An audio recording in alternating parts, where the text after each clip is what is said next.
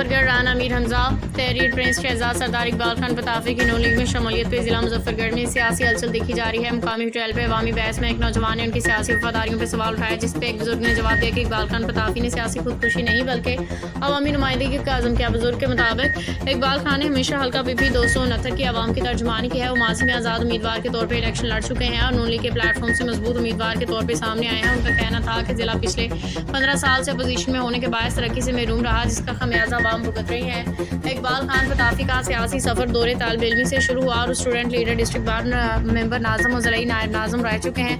2013 के इंतखाबात में उन्होंने जमशेद दस्ती मियाँ आलमदार कुरैशी के इलेक्शन में अहम किरदार अदा किया। बुजुर्ग ने एतमाद से कहा कि इकबाल खान पताफी नून लीग के टिकट और ज़ाती वोट बैंक के बिल पे 15 से 20 हज़ार वोटों की लीड से कामयाबी हासिल करेंगे। उनके मुताबिक अगले इलेक्शन में हमाद नवाज खान टिप्पू को भी अब मैंने मुंतखब कराने में कलीदी किरदार अदा करेंगे।